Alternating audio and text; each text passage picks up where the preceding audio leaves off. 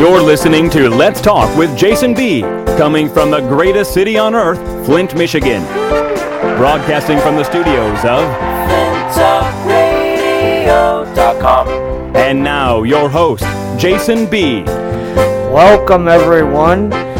Today's date is February 4th, and we're going to talk about quite a few different things. On the plate today, we've got the Super Bowl, Coca-Cola, and cancer awareness. So it's going to be pretty good. We're going to have a good show.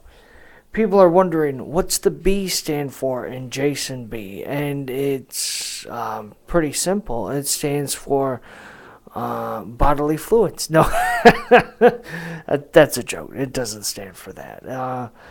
But probably beautiful or something, or maybe it just stands for B, Jason B-E-E or B-E-A, but, you know, like B. Arthur. Anyways, so, a lot of good things. Who watched, now let me tell you, the Super Bowl was the largest event that was ever on TV. It was a pretty good show. I think it had over, I'm looking up right now, 115 million people, I think is what it said. So that was a pretty largest show that anyone's ever the whole world must have watched it or something, because it was pretty popular. I actually watched it. I was part of the USA Today ad meter, which is they mailed me a dial and I got to turn it left to like 1 if I thought it was a terrible commercial, and to 10 if I thought it was a great commercial. There were some good commercials that I enjoyed. I liked the Radio Shack one. That was hilarious. I liked the Doritos one was funny. John, can you pull up the Coca-Cola commercial, though? The Super Bowl one? That has been ruffling some feathers lately, so I think it'll be interesting to get into that. But first, I want to let everyone know why. If you're watching, you know, you're probably wondering, what the heck? He is wearing an ugly, ugly sweater. That's very true. This is probably one of my ugliest ones. But I'll tell you why. Because I have, it is Cancer Awareness Day today. I believe we are aware of the victims that have had cancer, and I'll be the first one to tell you that cancer is I believe the color is purple. Yes, so I thought how interesting. And I'll be the first one to tell you that cancer is a terrible, debilitating disease. I know firsthand. I've seen it. I've seen people deal with it. It's terrible. The chemotherapy is terrible. The radiation treatments, everything about cancer it just eats away a person's body, and it eats away a person's soul.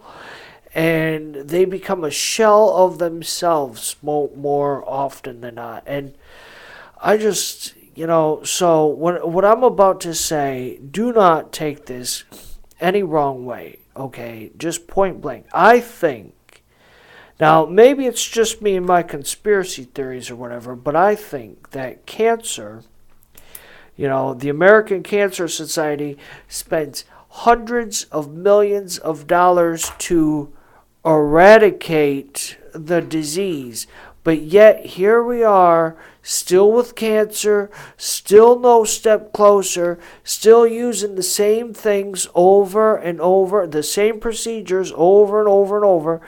And I think we need to, is it just me, or how much money do we need to get rid of cancer? Here's the problem, people. One word for you. One word. Greed. politics, all of that. Those things are what keeping cancer from being destroyed. Because I think it's terrible. I think it's terrible that the presidents and the CEOs of the pharmaceuticals and even the American Cancer Society, especially the American Cancer Society, he'll put on a happy face, he'll put on a caring, oh, I'm so sorry, blah, blah, blah, blah, blah, and yet he's lining his pockets with millions of dollars. Does that seem right to me? No, it does not, But hey, whatever, people still, they get emotional and they start donating because they think it's going to help, and in reality, it does nothing but pay for the CEO and their fancy trips to the Caribbean or whatever, I think it's ridiculous, to play off people's emotions like that and make them feel like there's a big difference. So I am sorry, and everyone with cancer who has been affected by cancer or is has family members with cancer, I am sorry from the bottom of my heart, and I send my prayers out to you guys today and every day, because it is a terrible disease that we are no closer to eradicating than 10, 15 years ago, and I am sorry. To be a voice of I do have a voice in here though that there have been some improvements in the early detection side of it. So I mean that's promising in itself. That's true. Yes, that's right. Because I want to say something else. That's a good point. That's John, my producer. That is a good point, John. I just read in a magazine, the Discovery magazine. I think that's by Nat Geo or some prestigious science thing. But they had there was a company, and if I look them up right now, it was the BCRA1 and the BCRA2. These things are genes. They are genetics, part of your DNA, and what the BCR, they call it BRCA1 and BRCA2, and I believe because it was right around the time Angelina Jolie got a double mastectomy, which I thought was stunning. I couldn't believe. I was like, wow! I can't believe she went through with it. She cut that out, but I guess I understand, if there's a chance, you want to get rid of that chance as much as you can. But the BRCA1 and BRCA2, those are genetic DNA. That's DNA, and if the tests catch on to if they see the onset of it, then they can do tests about it. But the problem is that there was this company, and I'm trying to find it. I can't see it right now. They had a huge monopoly on the genes. So if anyone wanted to do anything about it, they had to go through this company. There it is. It's called, the company was called Myriad Genetics. That's Myriad Genetics. I'm going to say Myriad, but could be Myriad. I'm not sure how to pronounce it, but this company had a monopoly on the BRCA1 and the BRCA2 chromosomes, DNA. And if anyone wanted a second test, they had to pay up to $1,000 to get a second or a third, and it's just ridiculous. So somebody took the case to the Supreme Court, and the Supreme Court ruled that you cannot patent something that naturally occurs in the human body.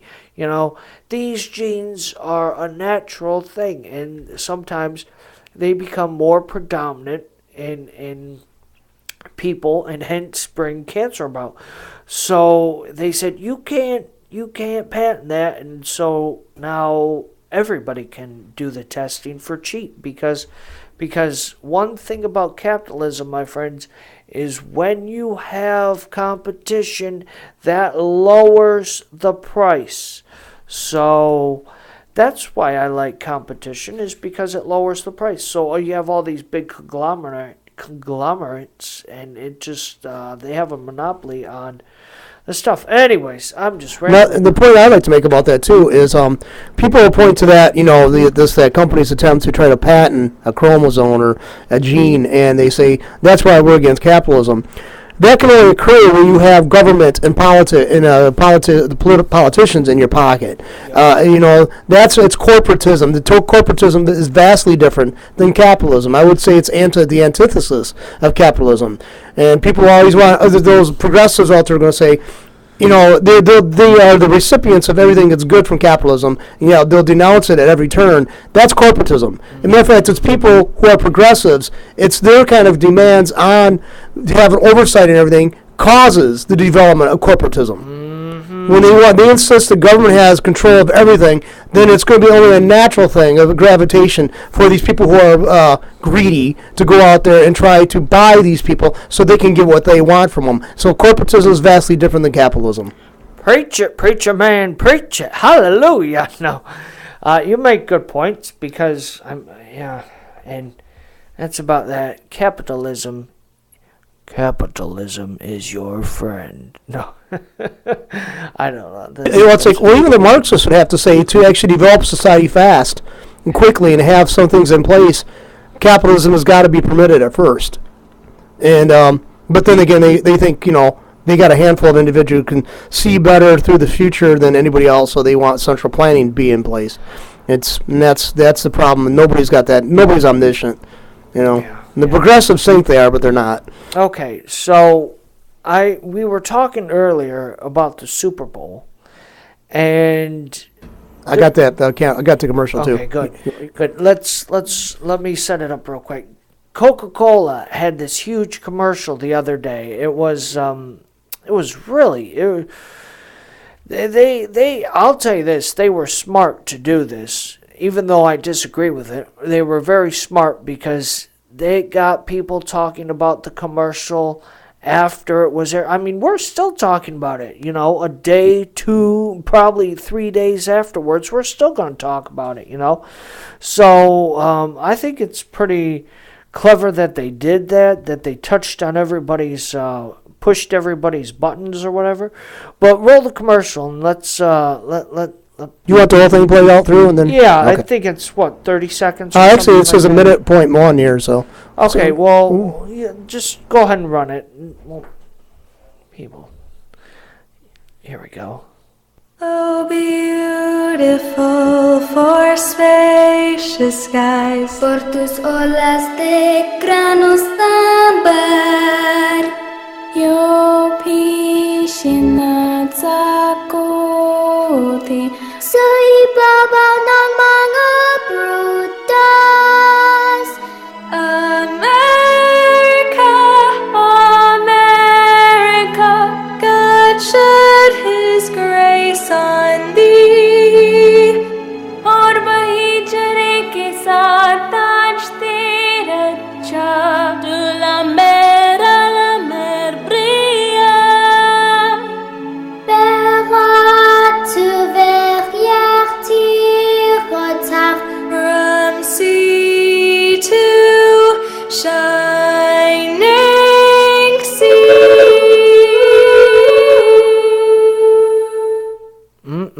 That is a beautiful song, my friends. God bless America. Thank you. I'm a patriot. I am a patriot. So I don't know about everybody else, but I love this country. But there's things I don't like about it, and one of them was that song. Now,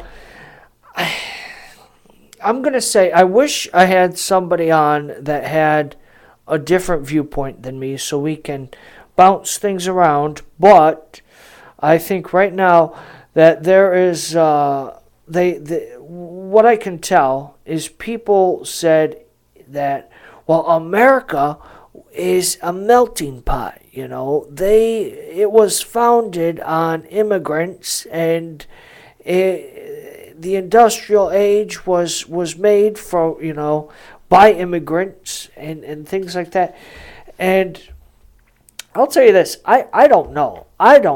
But I think that right there, instead of uniting America, that ad has, in my view, divided America. Still, a stupid commercial has divided America. And I understand what you're saying. Some of you are going to be like, well, what about, well, then just don't be so close-minded or whatever. And excuse me, can I not have my own thoughts and my own beliefs and my own, views? I thought that was a terrible commercial. In fact, USA Today, I rated it like a 1. If I could have gave it a negative number, I would have gave it a negative number, but I couldn't. So I rated the lowest I could. I said 1. And it's not just because of the lingual national anthem.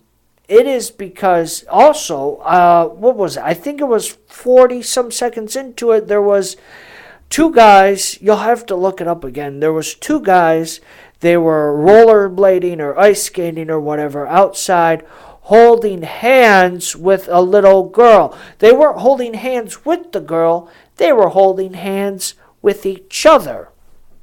And you know what that is? That was because they were gay, believe it or not, homosexual.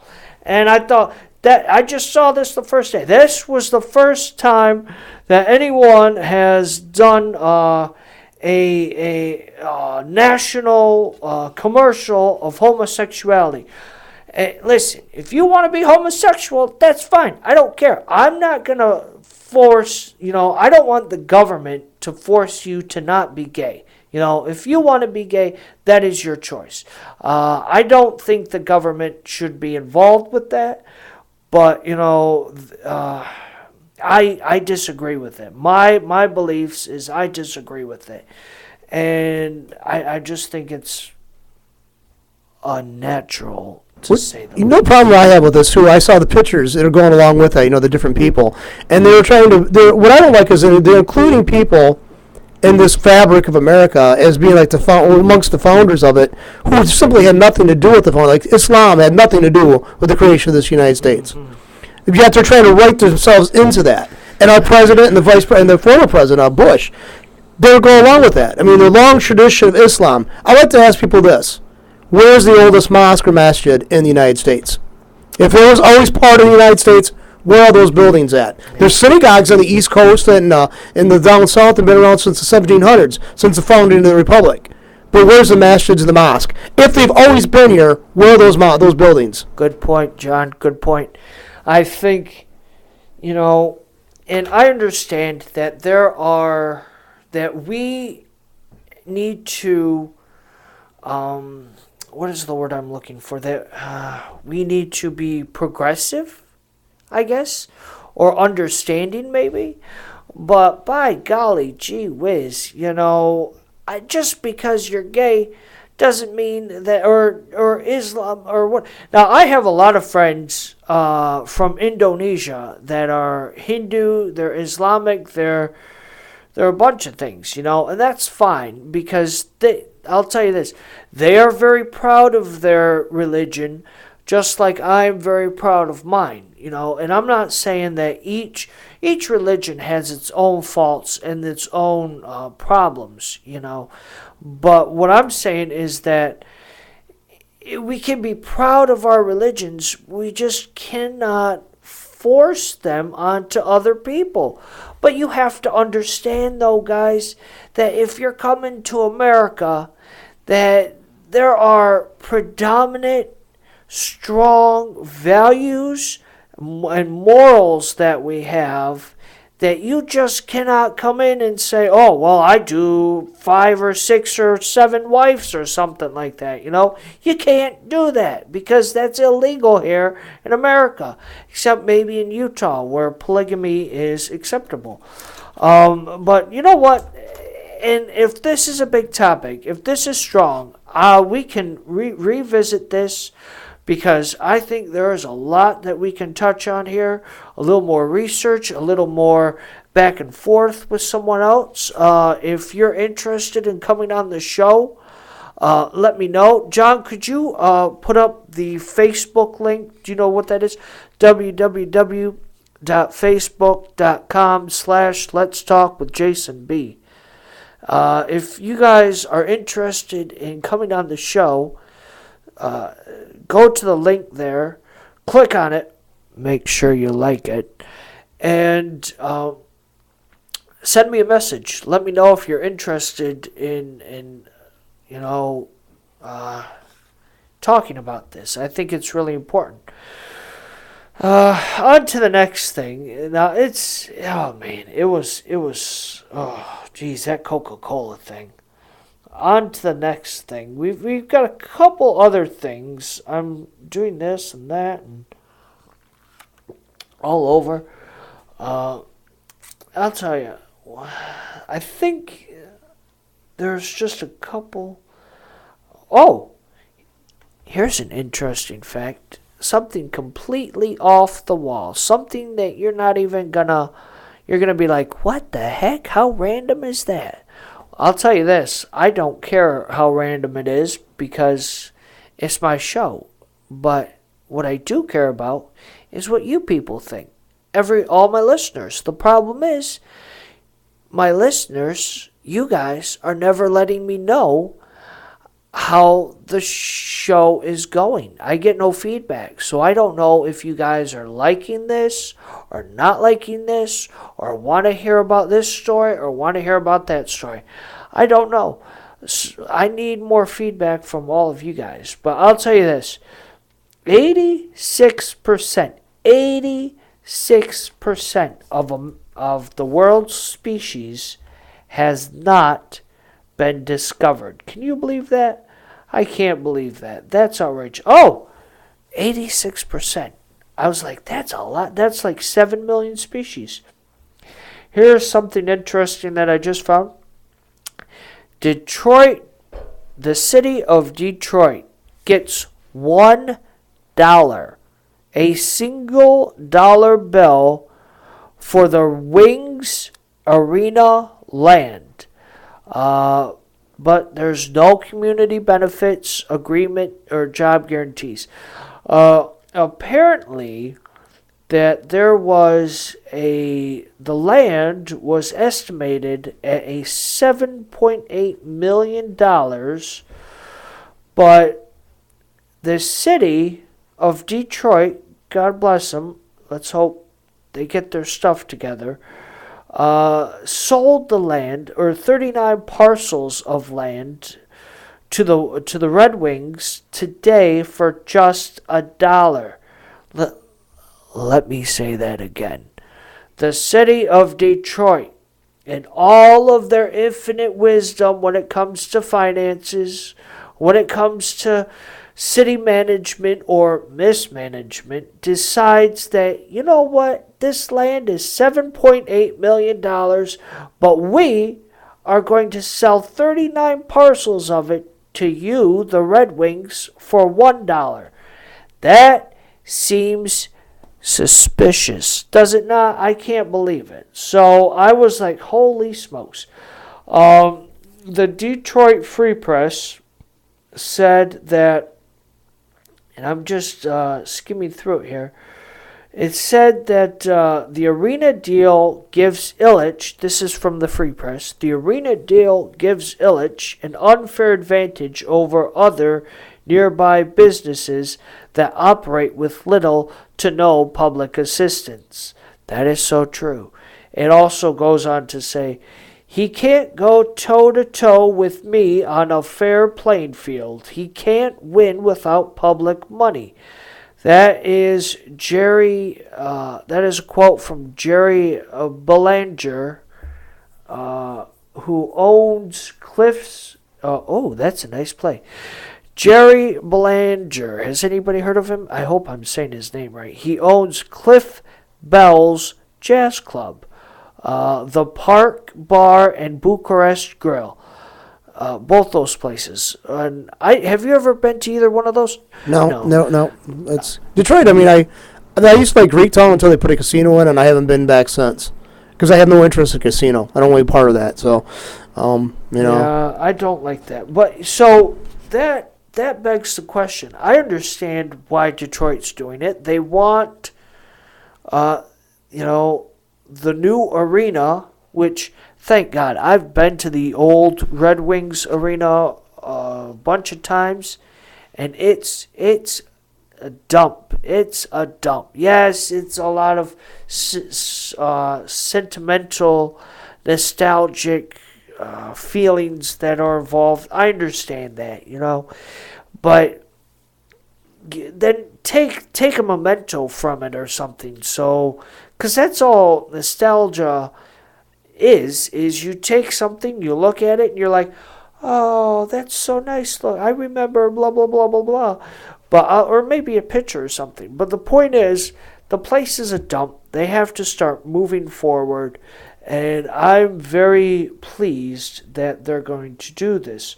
Oh, by the way, but you're okay with the basically the bill being shifted on the people? Basically the taxpayers. No, I'm not okay with that. Because I have no issue. Does that make it sound like I'm okay? No. Because I have no issue with that. Because I have issue with myself because to me that's a form of corporatism. It's like I don't mind people wanting to see sports. I don't mind the guys paying their players millions and millions of dollars. I just have an issue with the taxpayers stuck with the bill for creating the parks, the arenas, the playing places, the places for them to do this at. I have a problem with that. Because why should I subsidize these guys, and then also I have to pay a huge ticket price at the end of it to go to the very place I'm forced to pay for? Yep. I don't like that at all. That reminds me, that's just like what they did here in Flint to the Genesee Towers. They sold it, the city of Flint sold it to the Uptown Development for how much? How much did they sell it? Was it $1 too, wasn't it? $1. $1. Apparently, that is the big thing nowadays. Everybody's getting a kick out of selling stuff for $1. I'll tell you this. I remember my very first car. It was a Pontiac Sunfire. It was cheap. It was terrible. It was my first car. I'm not going to, I was 16, 17 years old, something like that. Well, ends up, I sold the car. I bought my another car, my second car, a 2001 Malibu. Gosh, I rode that baby to the ground. Boy, that's what she said. Whoa! No, that's a joke. That was a Michael Scott thing. But anyways, so where was I? Yeah, so I bought that Sunfire, and I gave it to my brother. I sold it to my brother. Guess how much I sold that Sunfire for, John? $1,500. Wrong. $1. Right. Just one. Why? Because he was my brother. That's why. And he sold it to my other brother for like $1. And then he sold it for drugs or something. I don't know what he sold. No, he sold it for scrap, probably. Yeah, probably scrap. Hopefully not drugs. But, speaking about drugs, that reminds me. Guess what the big news was this weekend? His name is Philip Seymour Hoffman. Oh, yeah. Yeah. That's sad, man. Well, I got in a big discussion with some people the other day about it, and I want to say, just like cancer, like I said earlier about cancer, I feel terrible for you guys that have, I want to give those that have had drug addictions in the past and temptations in the present, I want you to know that I am here to help you and support you as an individual. It might not be easy. It might not be fun, I am one of those people.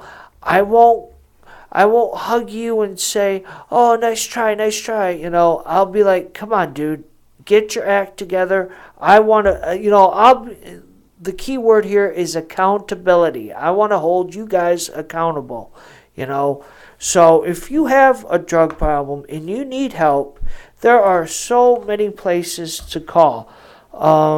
I just want to say that, first of all, that you might want to talk to a friend, or you might want to talk to a counselor or a pastor. I'm just looking up some places right now for you guys. Put some numbers up there. There is John. Can we take the thing off and put these numbers up here? There is, in Flint, there is a rehabilitation center. The number is, okay. And because I'll tell you this, drugs is a terrible, terrible thing. I think addiction itself is a disease, whether it's alcohol, smoking, a very current one, pornography. Those are all terrible diseases, and we just have to be out there and try to help people. Here's a couple numbers you'll want to call. This is the Sacred Heart Rehabilitation Center. That's in Bay City, Michigan. Here's one in Flint. It is 810-732-1652. That's 810-732-1652. That's in Flint. 2091 Professional Drive. That's a Sacred Heart? Yeah, Sacred Heart. There's another one, a transition house, a substance abuse treatment facility. This is a transition house called, their number is 810-232-2091. That's 810-232-2091. That's located on 931 Martin Luther King Avenue. Well, can I have that one, last one again? 232? Yeah, it's Transition House Incorporated. 810-232-2091. So, I mean, there are a lot of places that are going to help you guys. And my discussion that I had with a friend of mine the other day was about Philip Seymour Hoffman and drugs in general. And the problem is, listen, I've never done drugs, and I never will do drugs. I wouldn't know where to get drugs if I wanted to do drugs, okay? I just did not hang out with those types of people. Or if I did, I never asked them for drugs. I'm sure high school, it was all over the place or whatever. But the point is, I just want to let you know, we're going to have those links up on the Facebook page. So if you wanted to go over there, www.facebook.com/Let's Talk with Jason B. We'll have those links up there for you guys. But I never knew where to do drugs or where to get drugs. But I'll tell you this, and it's tough because when I hear somebody like Philip Seymour Hoffman, who died at such a young age, 46 years old he died. I was shocked. He's so young. That's what drugs will do to you. And I'll tell you this, hugs, not drugs, guys. Hugs, not drugs. You know what, though? I always thought there was something deep and secret and like really compelling for people to use drugs. And the way I sat around and talked to people who use drugs who are somewhat addicted, some people just were able to leave it and behind. And what I came to a conclusion of, basically, most people start using drugs out of boredom. They want to feel something different. There's nothing really, really horrific going on in their lives. it's not always a tale of tragedy. It's basically out of opportunity and out of boredom. And, it's like, how do you combat boredom? I mean, my favorite quote of all writers, and this was a secular writer, but I loved it because it was from a line from one of the Candide, Voltaire's play. It says, like, labor keeps at bay three great evils, boredom, vice, and need. So, I mean, if people were employed in something, not necessarily a paying job, it's some kind of activity, this is probably stop a lot of the drug use, but a lot of it is out of sheer boredom, and then they find themselves hooked on that because there's a chemical rewiring of the brain going on. But I don't think it's always this like tragic scenario that we always see on the movies of the week. When we were kids, we used to show that people got into it because they had a bad childhood or bad family life. I think a lot of it just comes about by sheer boredom and opportunity. I mean, that's a good point. I never even thought about boredom, but and it's not like, I'll tell you this, it's not like we don't know. Even the most simplistic minds at a young age know what drugs does to the body, does to the brain. Everybody knows. Don't kid yourself. Unless you live under a rock, you know what drugs does to you. It's terrible. And so when somebody does the cocaine and death happens because of the overdose or whatever, that doesn't surprise me. I feel bad for him nonetheless, and I pity his soul, but it does not surprise me. And so, and that is to say that I don't have remorse for them, but I feel that it's like, and maybe this is wrong, I feel like, well, they got their just desserts. Is that wrong to think? You know what I mean? Well, I think I can't read your mind, but I basically think I feel the same way. Hey, you don't want to. No, I'm glad I can't, man. But I've listened to. I was in social sciences. I was in, social work, and I've heard all these theories, and basically I came to the point. Well, how many times? Okay, they say they had a lack of understanding of what could possibly happen, and my common sense kicks in. The street blue collar person that I am. It's like well, have you ever heard of a story that started out, my life had no meaning, and it went so much better when I started doing insert drug of choice? No. True, yeah. It's usually the opposite. Your life's going okay until you start using. So how many times you got to be hearing all these stories and still totally disregard them? I don't understand. I don't get it. It's like, and I'm sympathetic to the people around them who cares about these people. But I really am. I think it's just highly indulgent on people who want to start doing the drugs. Yeah. I think it's a scream for help, and I think it's being. I can understand that sometimes that you really want to draw attention to yourself. You feel like you're being pushed into the corner or totally forgotten. It's a victim mentality. But I think that permeates our culture though. That mentality. Absolutely. And at some point, what type are they beyond their control? To go get drugs. It usually involves you having to go to some pretty, seedy places, deal with very scary individuals. Yeah. At what point do you say, it just simply is too scary for me to engage in? Mm-hmm. And so I've never been addicted to drugs, so maybe I don't understand. I'm glad I don't. And you know what? Those are good points, John. I want to have an open invitation out there for anyone listening who has been addicted to drugs or knows someone who has been addicted to drugs and has kicked the habit anyway. I don't care how you kicked it. Let me know so we can set up an interview and you can tell us your story, because I think drugs is a terrible thing to be on and to get addicted to, but so is fast food, so is TV, so is all kinds of other. Well, look at this country. One of the guys from the '80s band, he was hooked on drugs. C.C. Miller or something like that. He was one of the hair bands of the '80s, and he was on drugs. He got off of that, went through rehab, but in the process, he gained a lot of weight, and he got more vilified and got more jokes at his expense made because of his being fat than he was when he was using drugs. And he made that point. He goes, it's easier. And the thing is, you can't stay away from food. You know, you might have a problem with food, just like a person who has a problem with drugs. But there's no way in hell you could possibly stay away from food. You got to eat to sustain existence. Absolutely. So what's got to be more? I think what's got to be more sympathetic is a person who has a problem with weight because it's hard to stay away from food, but you don't have to do drugs at all.